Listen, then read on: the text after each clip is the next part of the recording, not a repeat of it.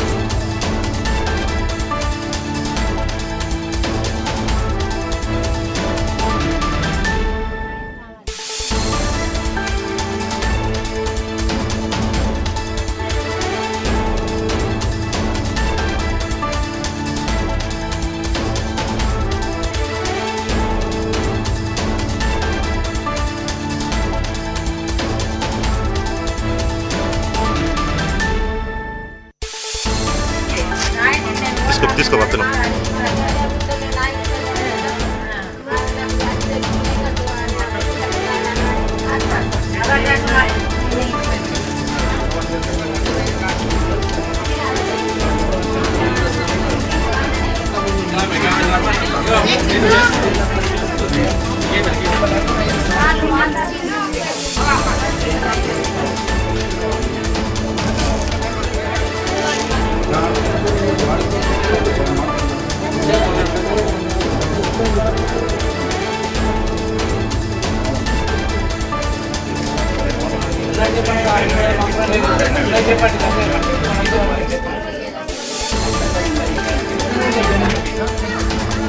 వాళ్ళమ్మ చనిపోయింది, నాన్న చనిపోయిండు, తల్లిదండ్రులు ఇద్దరు లేరు. అదే ఆస్తి తాతల ఆస్తి వాళ్ళ నానమ్మ బిడ్డలకి ఇస్తా అంటుంది. పిల్లగానికి న్యాయం చేయాలని మేము మా వంజర్ సంఘం తరపున పెద్ద మనుషులు, వాడకట్టోళ్ళం అందరం కలిసి కొట్లాడుతున్నాం. అయినా వాళ్ళు ఎవరి మాట వింటలేరు. అట్లా వినకుండా మేము ఇప్పుడు తీసుకోపోమని మేము అంటున్నాం. వాళ్ళు సంతకం పెట్టాలా, మాకు అవసరం లేదని సంతకం. వాళ్ళు ఏమంటారు, సగం ఆస్తి అడుగుతున్నారు. ఇప్పుడు మాకు న్యాయంగా ఆ ఇల్లు మాత్రం ఆ బాబుకే రావాలని చెప్తున్నారు. బొంద ఎందుకు తోడుతున్నా అంటే వాళ్ళు ఆస్తి అడుగుతున్నారు. ఆడబిడ్డలు సగం ఆస్తి అడుగుతున్నారు. సగం ఆస్తి ఎట్లు ఇస్తారు? మరి ఇంకెవరైనా సంపాదించింది ఉంటే ఇస్తారు. అది తాతల ఆస్తి మన్మనికి రావాలా? మన్మనికే కదా, తండ్రికి రావాలి. తండ్రి తర్వాత కొడుకు రావాలి. మీరు న్యాయం చెప్తలేరు కాబట్టి మేము అందులోనే చేస్తాం అనుకుంటున్నాం, బొంద పెడతాం అనుకుంటున్నాం. మాకు ఇప్పుడు పిల్లానికి ఆస్తి ఇయ్యదట అమ్మ, వాళ్ళ నానమ్మ ఆస్తి ఇయ్యదట, బిడ్డలకి ఇస్తుందట. ఇప్పుడు నేను చెప్పాను, కోర్టుల కేసు ఉంది, కోర్టులో ఎట్లుంటే అట్లా. నేను సంఘపరంగా అందరం వచ్చి అడుగుతున్నాం, అమ్మ నువ్వు నీ మన్మడు కదా, నీ కొడుకు పుట్టిననే కదా, నువ్వు చెప్పు అమ్మ అని అంటే నేను చెప్పా, నేను బిడ్డలకే ఇస్తా ఆస్తి అని అంటుంది. నేను నా ఇంట్లో అడిగి ఎవరేసిర్రు, నా ఇంటికి ఎందుకు తెచ్చిర్రు ఆమెను అందరు, లేకుంటే మేము ఇళ్ళనే తోడి పెడతామంటారు వాళ్ళు అమ్మాయికి సంబంధించిన వాళ్ళు. మరి మీరు అందరు వెళ్ళిపోతే మేము ఇళ్ళని తోడు పెడతామంటే మరి మీ ఇష్టం అమ్మా అని చెప్పిన. లాస్ట్లో కూడా అడిగిన ఏదైనా ఉంటే ఎప్పుడమ్మా మాట్లాడదాం,